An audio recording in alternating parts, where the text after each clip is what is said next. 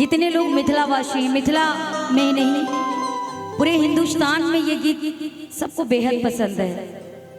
आइए, जब पहली बार कृष्णा भैया अपनी बारात लेके शिल्पी भाभी के घर गए होंगे तो पहली बात शक्ल भी रामचंद्र जी जैसी है। सब पूछने लगे होंगे बड़े सुंदर भाव से, क्या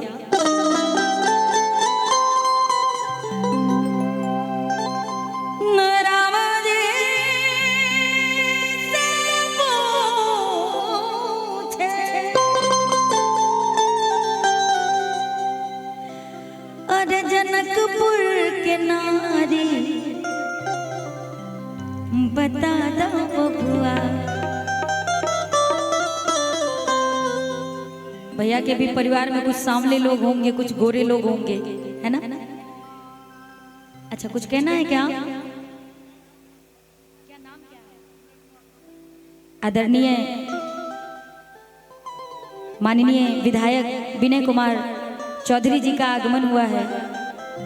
परिवार की तरफ से तो स्वागत अभिनंदन है ही, हमारे मंच के माध्यम से भी आदरणीय का स्वागत अभिनंदन है। पैर छू करके प्रणाम है।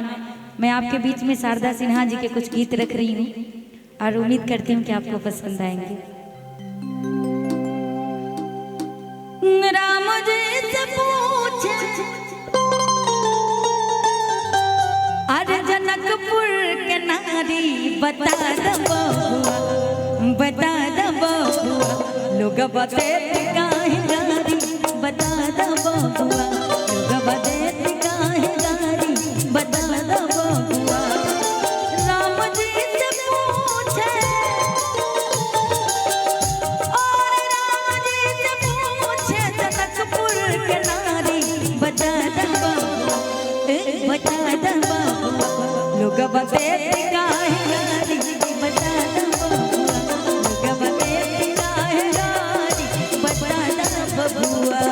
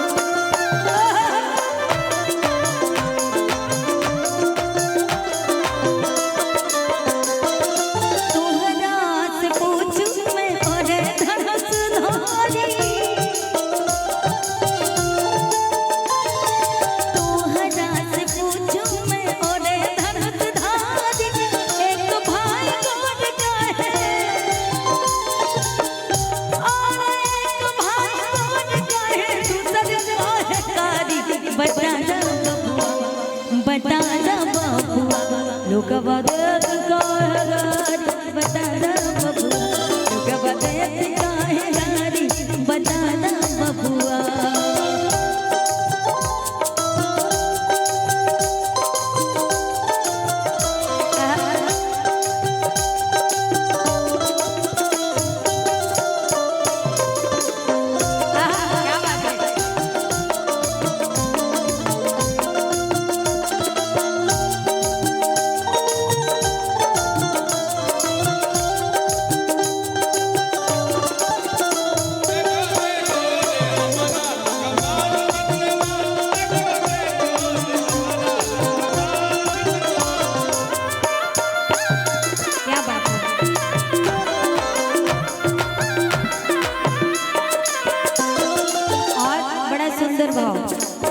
और आपसे श्रीमान विनय चौधरी जी गार्जियन की तरफ से 500 रुपए का आशीर्वाद है। बहुत बहुत धन्यवाद। बड़ा सुंदर भाव। सबसे ज्यादा सुनाया किसको जाता है? अगुआ को।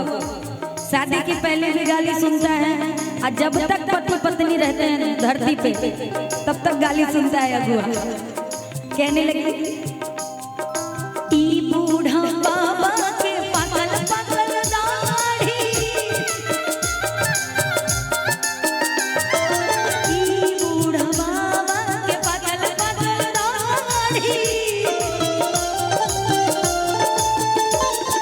देखे में पागल, अरे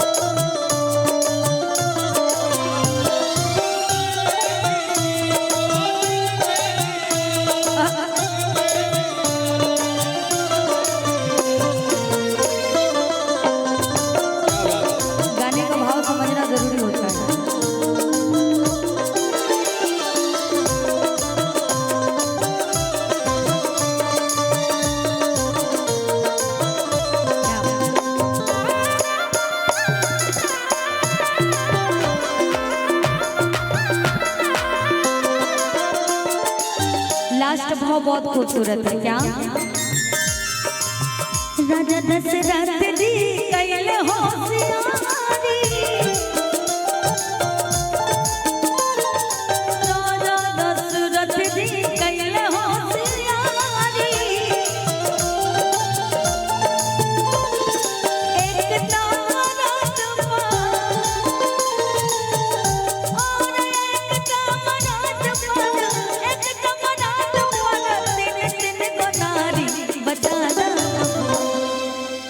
अच्छा, पहले के जमाने में राजा महाराजा कई शादियां कर लेते थे, लेकिन आज के जमाने में पता चल जाए कि हमारे पतिदेव हमारी सखी से हमारी ना मौजूदगी में बात किए हैं तो सीधा कोर्ट कचहरी तक मामला पहुंच जाएगा।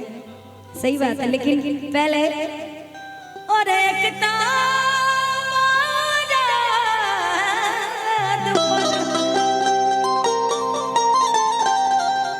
आई होता था तीन को नारी बता दा बबुआ, ए बता दा बबुआ, लोग बदल का बता दा बबुआ, लोग बता काहे नारी बता दा बबुआ। राम जी से पूछे